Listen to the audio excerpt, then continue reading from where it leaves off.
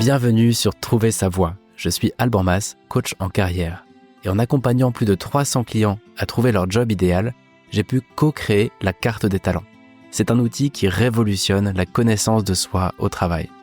Chaque semaine, je vous partage ici des conseils de gestion de carrière qui sortent un peu des sentiers battus. Je vous souhaite une très bonne écoute.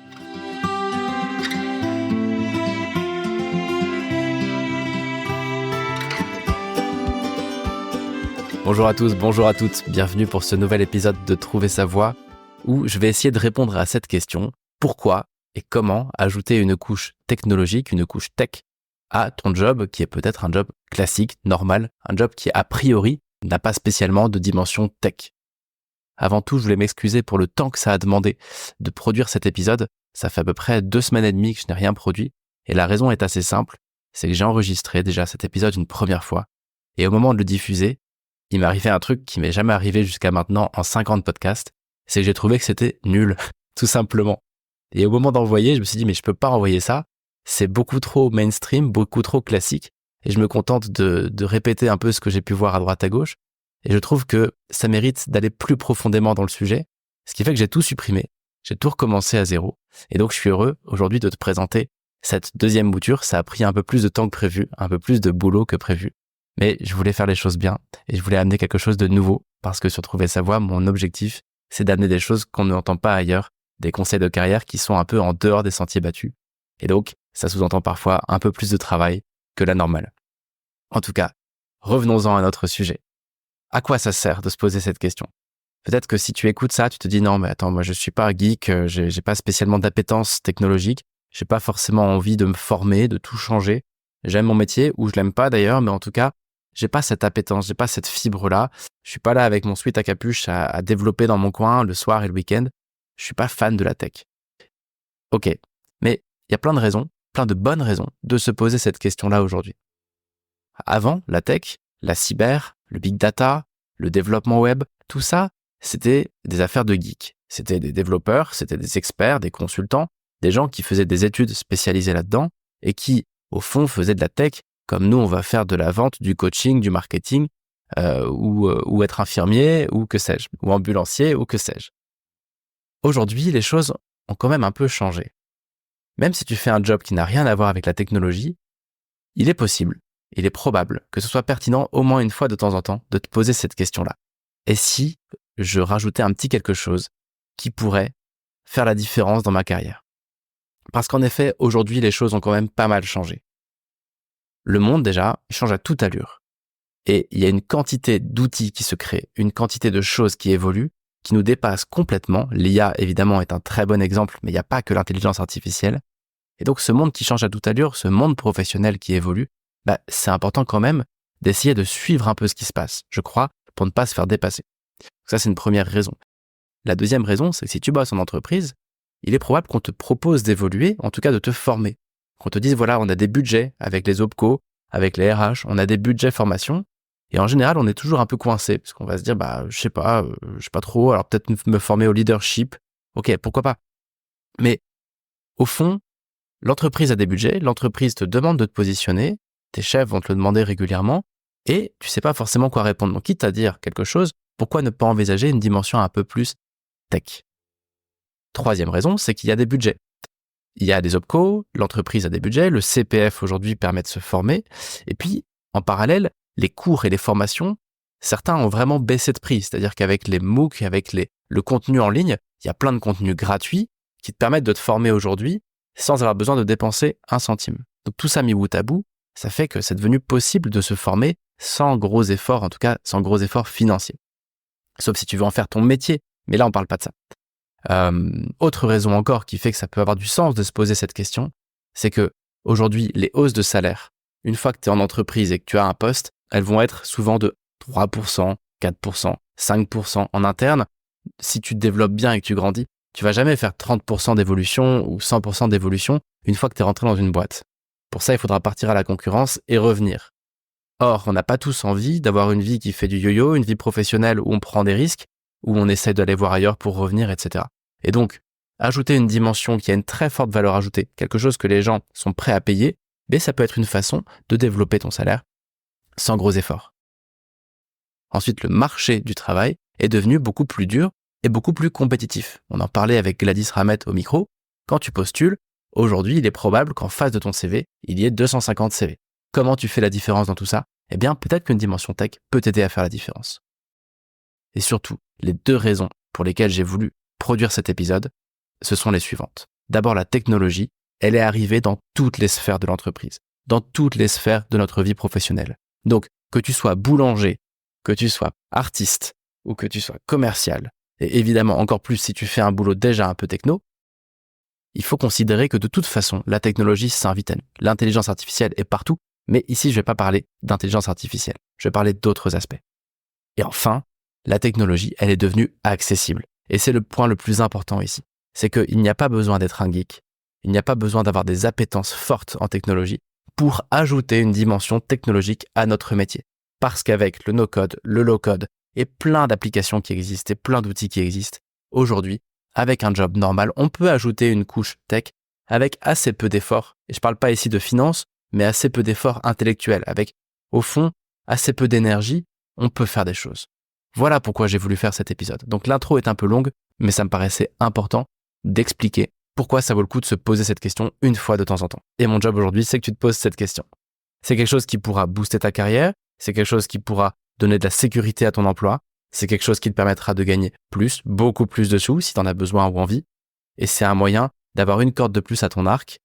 Et peut-être même, si un jour tu veux monter un side business ou une entreprise, il est possible que ces outils-là te soient directement utiles. Parce que tu vas peut-être découvrir qu'en fait, tu t'es surspécialisé sur un truc un peu tech lié à ton métier, que ça t'intéresse, et qu'à côté de ton boulot, en fait, tu es devenu freelance et que tu fais de la formation, tu fais du conseil, tu fais un peu de mission à droite à gauche, et ça peut te faire des side business assez faciles en partant de ton métier actuel. Voilà toutes les raisons pour lesquelles ça vaut le coup d'en parler. Aujourd'hui donc, on ne va pas parler de soft skills, on va parler de bons vieux hard skills. Des choses qui sont techniques, des choses qui sont vraiment de l'ordre de l'outil, des choses qui sont faites pour être apprises et utilisées sur le terrain dans ton boulot. Et je te propose 2 façons de considérer cette question. La première, c'est de partir de ton métier et de te poser la question « Comment mon métier évolue ?» Dans un premier chapitre, on va partir de nos métiers et se poser tout un tas de questions pour voir comment aller chercher cette dimension tech en plus. Dans la deuxième partie, on parlera directement du top 10 des compétences les plus valorisées, actuellement, en tout cas en 2025, pour voir si un peu en rétro-engineering, ce serait pas pertinent d'aller, toi, associer une de ces compétences à ton job. Donc, premier chapitre, on part de ton job. Deuxième chapitre, on part des compétences qui ont le plus de valeur aujourd'hui. Et pour le premier chapitre, c'est-à-dire pour partir de ton job, je te propose une petite méthodologie assez simple. Mon but, c'est que ça te permette assez facilement d'aller chercher ce qui peut te manquer ou ce qui peut être une prochaine étape intéressante. Donc cette méthodologie, c'est assez simple. Ce serait d'abord de se dire, je fais une analyse rétrospective. J'identifie ce qui a changé dans les 5 dernières années dans ma fonction, que je sois en finance, aux achats, en vente. Pareil, que je sois médecin, infirmier, boulanger, bref, peu importe. Je regarde d'abord ce qui a évolué ces 5 dernières années. Quelles sont les pratiques qui ont disparu? Quelles sont les nouvelles pratiques où la technologie, et pas que la technologie d'ailleurs, est venue amener des nouvelles choses, des nouveaux outils, des nouvelles tendances? Est-ce qu'il y a des nouveaux acteurs ou des nouveaux métiers qui ont émergé autour de ma pratique? Si je prends l'exemple typique, en marketing, il y a une nouvelle fonction qui a émergé, c'est le growth hacking. Bon, c'est pas nouveau, ça fait déjà 5 ans que ça existe, ou peut-être même 10, mais c'est une nouvelle pratique. Si je prends le management, la fonction de chief of staff, c'est quelque chose de complètement nouveau, mais c'est un raz-de-marée qui est en train d'arriver un peu partout. Cette sorte de fonction de bras droit, de bras droit de CEO, de bras droit de dirigeant, avec des rôles qui sont un peu nouveaux. Voilà. Donc ici, première étape, ce serait de faire une petite rétrospective. Qu'est-ce qui a changé dans mon univers, dans mon métier, dans mon secteur? Qu'est-ce qui change? Deuxième étape, ce serait de faire donc une analyse prospective. Où va mon métier? Où va mon secteur? Ici, l'objectif, c'est l'inverse. C'est d'anticiper l'avenir de ton métier en observant les tendances émergentes. Donc là, tu peux regarder des rapports sectoriels. Tu peux lire des études de McKinsey, de Gartner, de Deloitte, ou de Xerfi, ou de Ipsos, peu importe. Tu peux trouver des études, tu peux même utiliser ChatGPT pour aller chercher un petit peu de prospective sur ton métier. Quelle technologie pourrait transformer ton métier? Quels besoins clients ou utilisateurs vont peut-être évoluer? Quels sont les acteurs, les startups, les innovations qui sont en train de redéfinir les règles du jeu? Et donc cette deuxième étape te permettra non seulement d'avoir compris ce qui a changé dans ton métier, mais aussi où va ton métier dans les 10 ans qui viennent. Troisième étape, c'est de faire un benchmark, d'aller étudier les personnes qui sont à l'avant-garde. C'est de regarder quels sont les professionnels ou les entreprises dont tu peux t'inspirer. Qui est aujourd'hui innovant dans ton domaine? Tu peux chercher sur LinkedIn, tu peux chercher des entreprises qui ont un coup d'avance. Tu peux identifier 3 personnes ou 3 entreprises considérées comme pionniers dans ton secteur. Et puis tu peux analyser ce qu'ils font différemment. Quels sont les outils qu'ils utilisent? Quelles sont les stratégies qu'ils adoptent? Quels sont les postes qu'on trouve dans ces entreprises? Quels sont les jobs qui vont avec? Etc. Ici, je pense que suivre des gens un peu avant-gardistes sur LinkedIn ou à faire un petit peu de veille métier sur les réseaux, ça me paraît une bonne idée. Et puis enfin, dernière étape de cette petite méthode, c'est de poser, une fois que tu as tout ça en tête, quelle est ta vision personnelle? Parce que j'ai parlé un peu ici des compétences, de ce qui est en train de bouger, mais c'est pas pour autant que ça va t'attirer.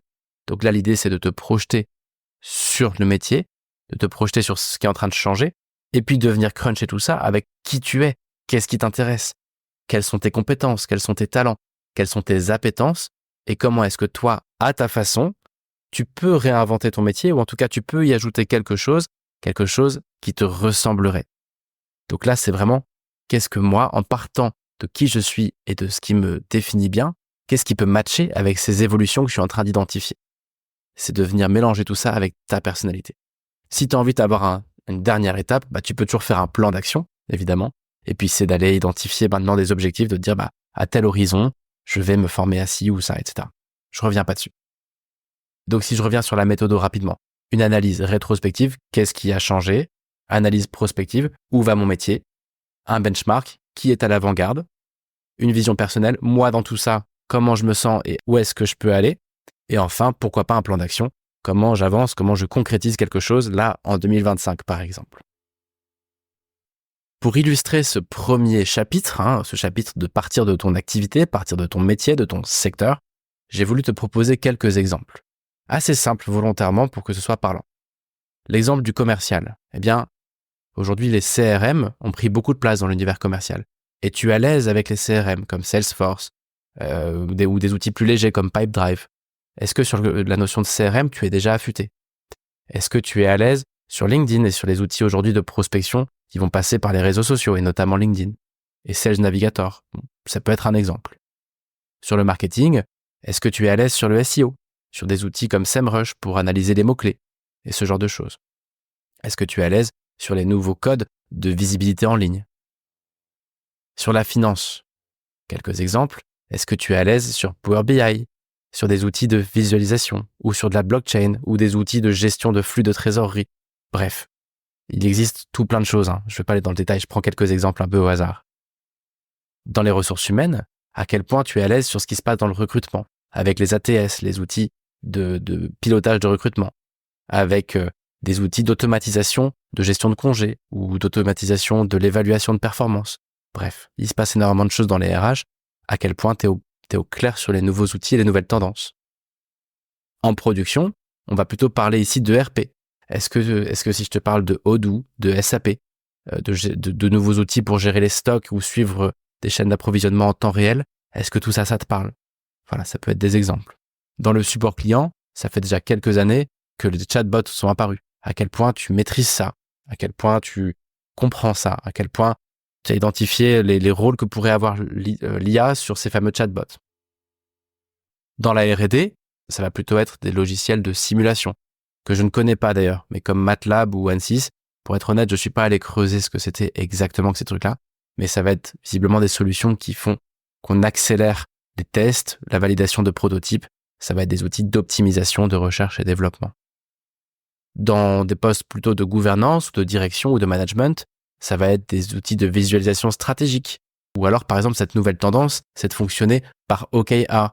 Au lieu de fonctionner par objectif, les OKR, ça vient changer un petit peu la donne dans la façon de définir des stratégies, des visions et des objectifs pour y arriver.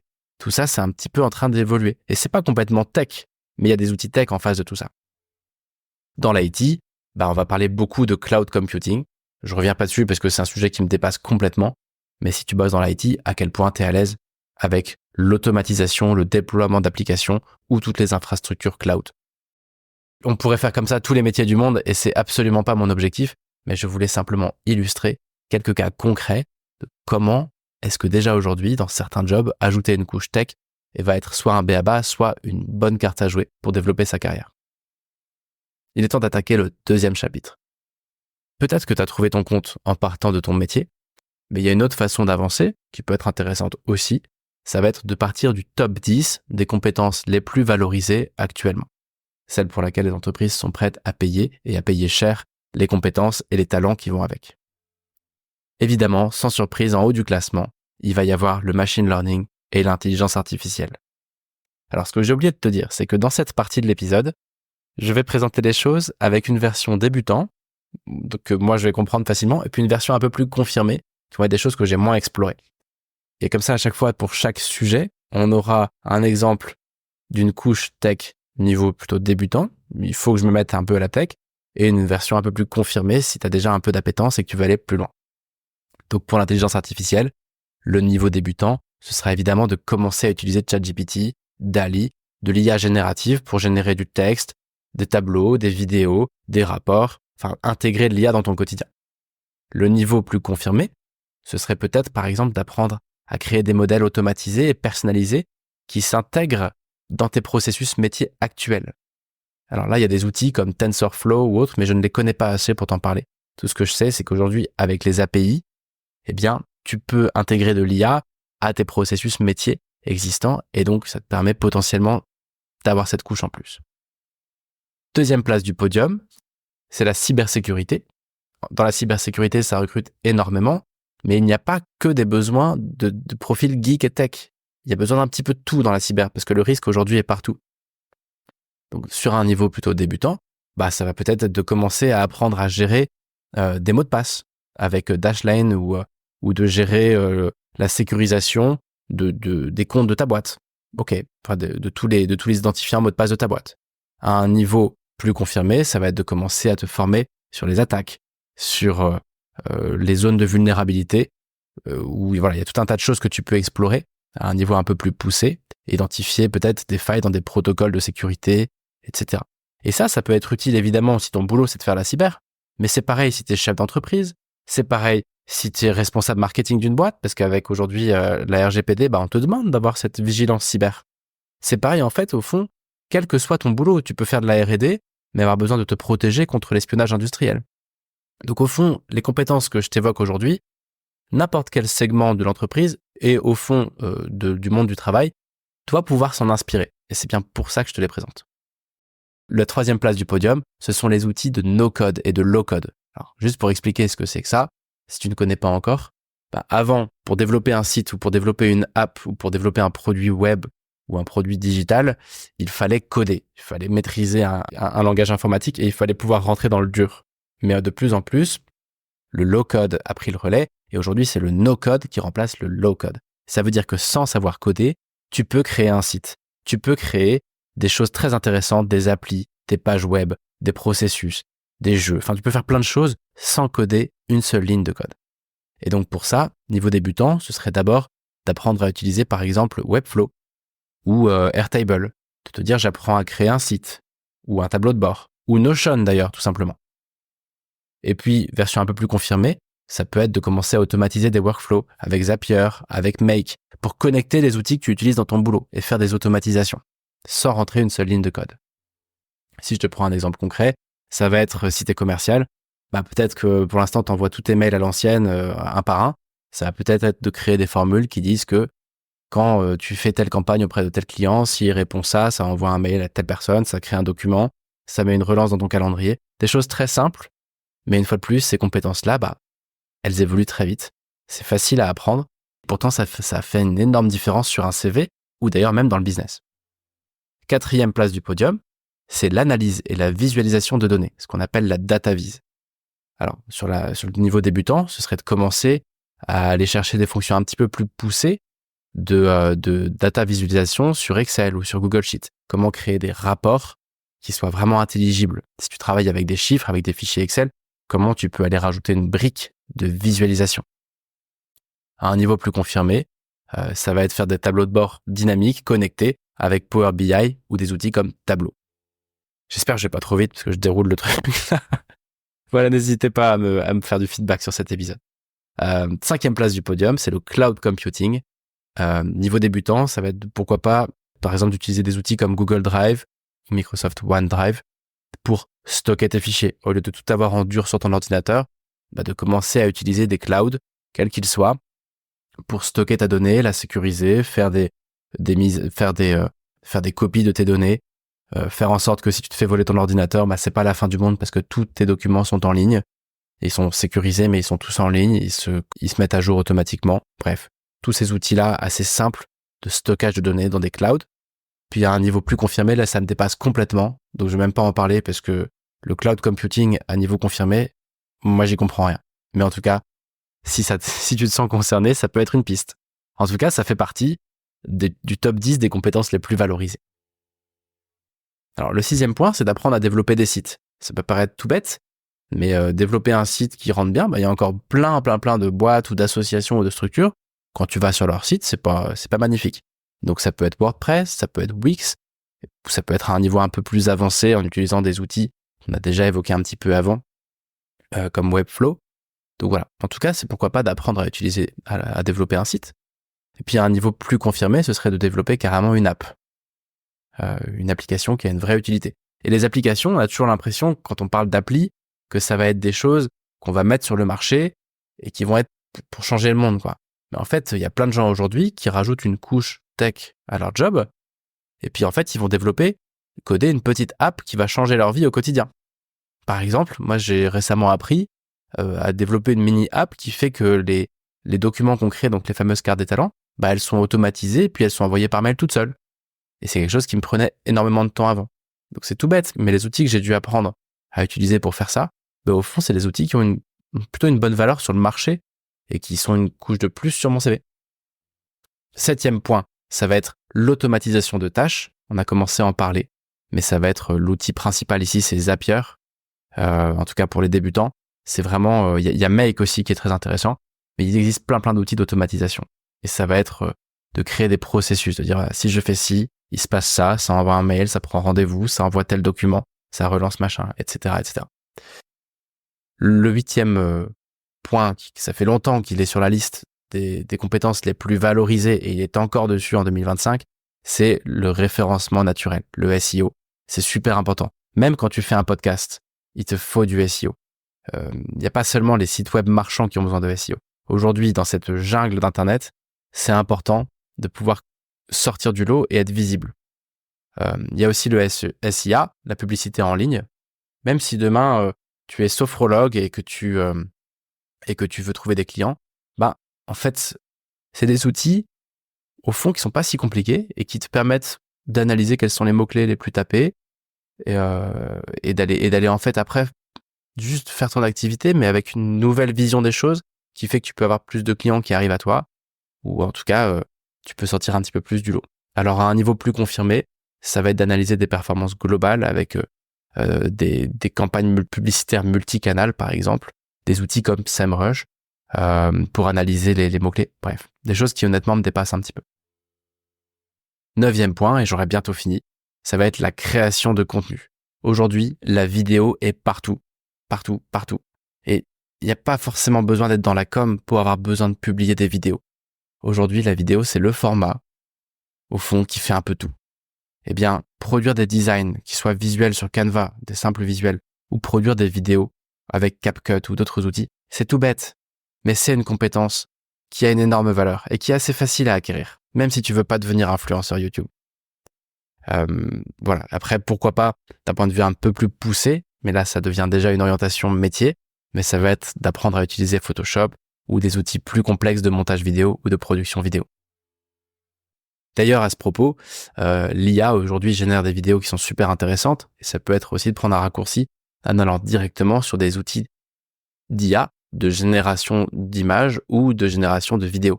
Par exemple, moi j'ai découvert Kling, K-L-I-N-G, ça te permet de générer de la vidéo et sans aucune compétence vidéo, tu peux générer des vidéos par l'IA. J'en viens à mon 10e point, ça va être des outils plutôt de gestion de projet. c'est une compétence qui est ultra recherchée parce qu'aujourd'hui, tu as une personne sur deux qui est chef de projet. Et quand on est chef de projet, ça veut tout et rien dire. Mais tu peux très bien monter en connaissance, monter en compétence sur la gestion de projet. En général, quand on est chef de projet, c'est qu'on a une logique quand même assez organisée et qu'on est capable, qu'on a ce goût-là d'aller structurer un projet et de le déployer. Mais il existe plein de choses qui évoluent. Il y a des méthodes, il y a des approches. Alors ça, c'est pas spécialement tech, mais il y a aussi des outils un peu tech. Alors le truc tout bête aujourd'hui, ça va être d'apprendre à utiliser des outils comme Trello ou comme Slack pour communiquer, Trello pour organiser les tâches. Et puis, si on va sur un niveau un brin plus confirmé, ce serait d'implémenter une gestion agile en fait, avec des outils comme Jira ou d'utiliser des outils comme Notion pour aller gérer des projets plus complexes avec des parties prenantes un peu partout. Donc là, je viens de balancer en vrac plein d'outils, plein d'approches. Mon but n'était pas de te noyer d'infos. Mon objectif, c'était simplement de dire que ces outils-là, ils peuvent concerner tous les pans de l'entreprise, tous les pans du monde du travail, même si tu ne travailles pas en entreprise, évidemment. Peut-être que cette liste va éveiller chez toi un intérêt sur quelque chose, et cette liste est absolument non exhaustive. Évidemment, des outils, il y en a des milliers, et puis des compétences qui ont beaucoup de valeur, là j'en ai cité que 10, mais il y en a des centaines. Donc, moi, ce que je t'invite à faire, et ce sera un peu mon défi de fin d'épisode, ce serait tout simplement de faire mon point 1, de te poser et de te dire, attends, ok, ça fait combien de temps que j'ai pas fait un petit check-up de mon métier, de mon expertise. Par exemple, moi, je suis coach. Aujourd'hui, le coaching, il en est où? Et de se dire, après tout, ça a donné quoi? Et ça va où? Et est-ce que je suis en train de louper des trains? Ou est-ce qu'il y a un petit truc que je peux choper là? Parce que de toute façon, on peut pas être partout. Mais est-ce qu'il y a un petit truc que je peux choper? Un train que je peux prendre en marche? Et je vais choisir lequel? Celui qui m'intéresse et qui est très valorisé. Et puis, pourquoi pas me former un peu à ça? Et ça peut très bien être une formation gratuite trouvée en ligne. Mais juste d'aller chercher cette petite couche tech et de l'ajouter à ton job normal. Je ne sais pas si ça plaira à tout le monde, mais en tout cas, c'est une proposition que je te fais. Et je pense vraiment que la technologie n'est plus réservée aux technophiles et que quel que soit notre job, qu'on soit en marketing, en commerce, en RH, en gestion de projet, qu'on travaille dans une mairie, qu'on travaille avec des enfants, je crois que la technologie s'invite partout, un peu trop d'ailleurs, n'empêche que ça ouvre plein de choses passionnantes. Et une fois de plus, j'ai conçu cet épisode pour te proposer, au moins une fois de temps en temps, de te poser et de te dire qu'est-ce qui bouge et est-ce que j'irai pas chercher cette petite compétence en plus qui va peut-être faire la différence sur mon CV, sur mes revenus ou sur ma vie professionnelle. Je m'arrête là, j'espère que c'était utile et puis je vous dis non pas à la semaine prochaine parce que j'ai pris tellement de retard que je vais être bon pour faire un deuxième épisode cette semaine pour respecter mon engagement de faire un épisode par semaine. Donc à très vite dans quelques jours. Ciao. Merci d'avoir écouté Trouver sa voie. Si cet épisode vous a plu, pensez à le partager et à nous laisser un commentaire. Vous pouvez aussi nous rejoindre sur albanbas.com et sur lacartedestalents.com pour découvrir d'autres ressources. À très bientôt et d'ici là, prenez soin de votre carrière.